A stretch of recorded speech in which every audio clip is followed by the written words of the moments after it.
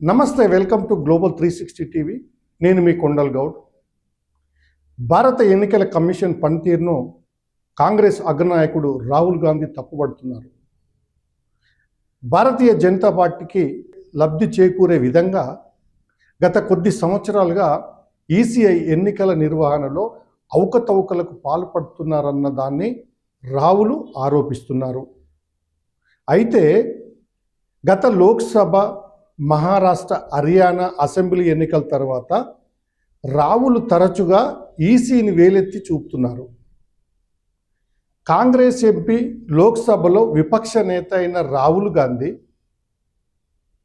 ఎన్నికల సంఘాన్ని టార్గెట్ చేస్తూ కర్ణాటకలో ఓట్ల చోరీపై చేసిన ఆరోపణలు దేశవ్యాప్తంగా కలకలం రేపుతున్నాయి. అయితే ఇప్పటికే రాహుల్ గాంధీ ఆరోపణలపై మండిపడుతోంది ఎన్నికల సంఘం. ఆయన్ను తన ఆరోపణలపై ప్రమాణం చేసి వివరాలు ఇవ్వాలని, లేదంటే దేశానికి క్షమాపణలు చెప్పాలంటూ స్పందించడం జరిగింది. అయితే రాహుల్ స్పందించకపోవడంతో ఎన్నికల సంఘం స్వయంగా ఫ్యాక్ట్ చేసి వివరాలను విడుదల చేస్తుంది. అయితే రాహుల్ గాంధీ ఏం చెప్పాడో ఒకసారి మనం చూద్దాం. ఎన్నికల ఫలితాలపై తాము పరిశోధన చేశామని, ఎగ్జిట్ ఒపీనియన్ పోల్స్కు భిన్నంగా ఫలితాలు వస్తున్నాయని ఆయన అనడం జరిగింది. అయితే ఎన్నికలపై విశ్లేషణ, పరిశోధనలో మా అనుమానాలకు సంబంధించిన పలు ఆధారాలు బయటపడ్డాయని ఆయన ప్రకటించడం జరిగింది.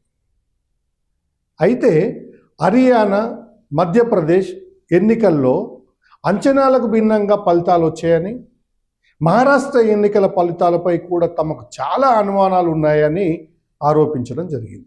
కర్ణాటకలోనూ అక్రమాలకు పాల్పడ్డారని, ఒక బెంగుళూరు సెంట్రల్ నియోజకవర్గంలోనే 11,965 నకిలీ ఓట్లు ఉన్నాయని తెలపడం జరిగింది. అలాగే కర్ణాటకలోని మహాదేవ్పూర్లోని అక్రమాలు జరిగినాయని, అక్కడ 40,000 నకిలీ ఓట్లు ఉన్నాయని చెప్పడం కూడా జరిగింది.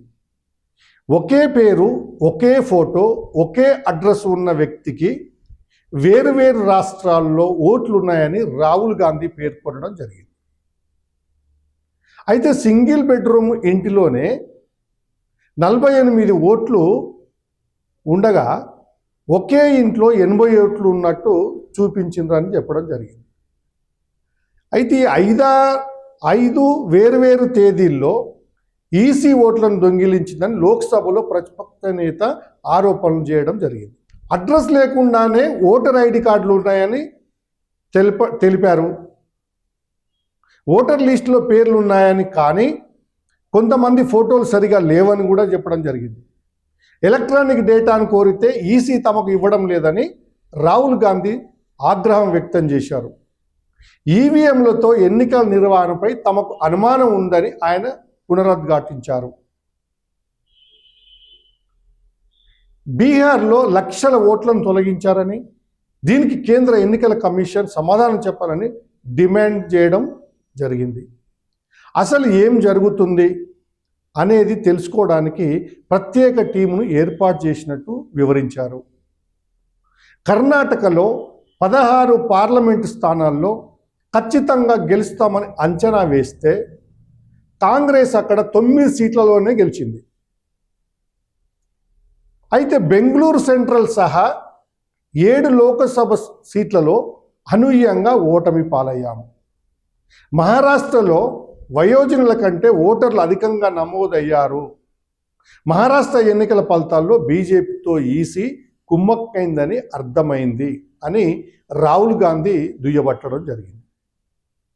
ఇదే క్రమంలో రాహుల్ గాంధీ తాజాగా చేసిన ఓట్ల చోరీ ఆరోపణల్లో ఒకటైన బెంగుళూరు వృద్ధురాలి ఓట్ల నమోదుపై ఈసీ ఫ్యాక్ట్ చెక్ విడుదల చేయడం జరిగింది.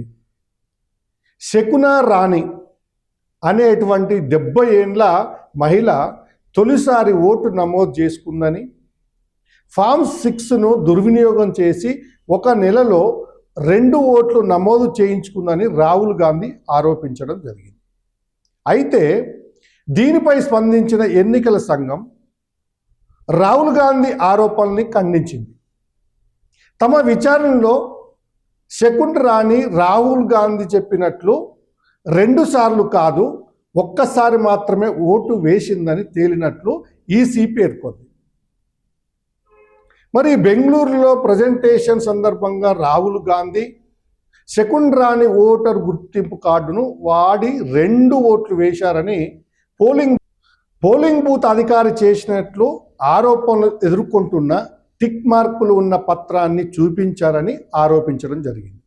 అయితే ఎన్నికల కమిషన్ తన 5 పాయింట్ల సమాధానంలో రాహుల్ చూపించిన పత్రం పోలింగ్ అధికారి జారీ చేసింది కాదని తేల్చేసింది.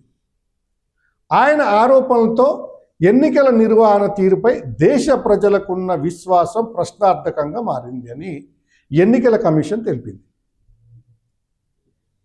మరి రాహుల్ గాంధీని దేవుడి మీద ప్రమాణం చేయమని ఎందుకు అడిగింది?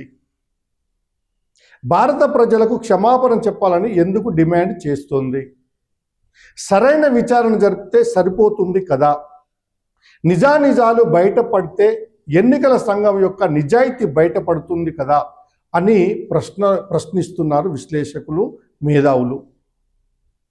ఇది ఈరోజు ఎన్నికల కమిషన్ సంబంధించినటువంటి విశ్లేషణ. మరి దీని మీద ఏమైనా భిన్న అభిప్రాయాలు ఉంటే కామెంట్ ద్వారా తెలియజేయండి. గ్లోబల్ 360 టీవీని సబ్స్క్రైబ్ చేసి, షేర్ చేసి, లైక్ కొట్టండి. నమస్తే.